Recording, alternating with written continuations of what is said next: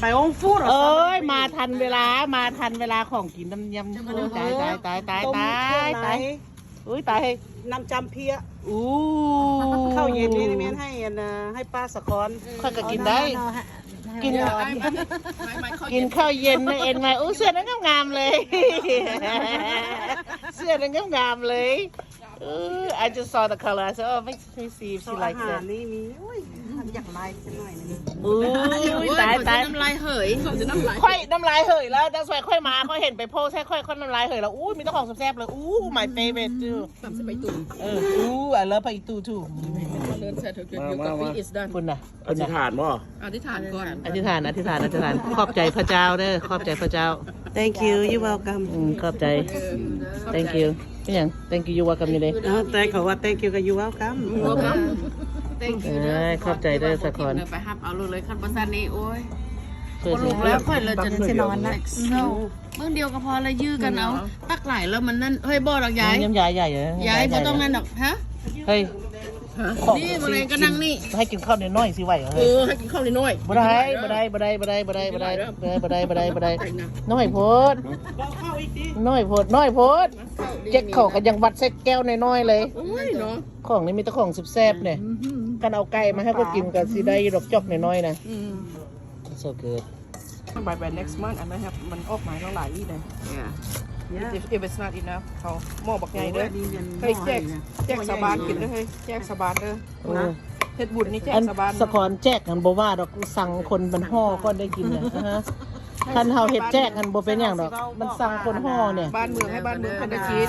ค่อยกะสิว่าโอเคอาหารนี่กินได้เด้อแต่ว่าอย่าเฝ้าห่อให้แค่กินกันหมดแล้วถ้าเหลือหั่นแล้วให้แค่กินหมดแล้วจังห่อเอา แขกบ่มีจักโต But actually if you set a table aside with the shafer just a big refill shafer ทีละน้อยเนาะมันบุญทาน ให้แต่อันให้พระแล้วก็จากนั้นโฮเฮ็ดอัน if you want papaya or what อันโฮสิตำให้อยากได้ปลาพายา let her take care of that and she got all the ปลาแดกand all แล้วจะเอาต้มหุ่งก็พอโอเคมันจะซีทีหลายอันนั้นของอีตานั่นเรา อย่าขี้ส้มหลาย อย่าขี้ส้มไหลเราฮักออกเราไม่อยากให้มันขึ้นโอ้คนนั้ แล้ น วจะให้แล้วเพราะว่าเพื่ออดสาบตัดไปตัดเอาเองให้เรา เฮ้ยอีเหลียวเฮ้ย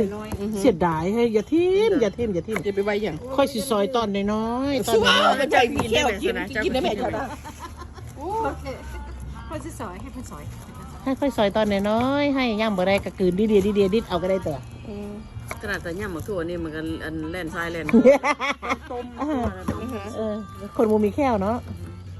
แค่อันไส้นั้นเรามันบ่นั้นมันมึนย่ำบ่แซ่บเนาะแค่อันนั้นย่ำบ่แซ่บนั้นผัดเขายังบ่ทันนั้น Monday Tuesday next Tuesday ไปเดินมื้ออื่นยังมาจักกันต่อได้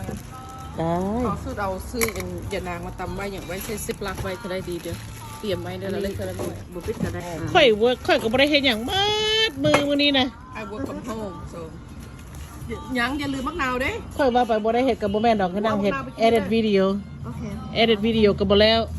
ขอให้ตัดให้สั้นกว่านี้อีกโอ้ยตายอันนี้แค่งาน3 ชั่วโมงตัดได้ชั่วโมงนึงครึ่งเพิ่นยกคนนึงกันกราบอย่างนั้นอันนั้นอันนี้นะอันนี้ง่าเดี๋ยวนี้เนี่ยสะโพกทั้งวันจะออกเหรอ you took it out no I'm pick all of it เราสีตัดออก see if you can บ่ได้มัดแม่นมัดบ่ได้ไปหมดแล้วน้ำไหลดิไอ้เนี่ยใส่ไปซื่อแล้วก็บ่มีน้ำมันไหลดิน้ำมันบีบออกมาได้หลายแล้วก็บ่มีเม็ดฮะบ่มีเม็ดดอกปีเฮาสิเป็นเศรษฐีให้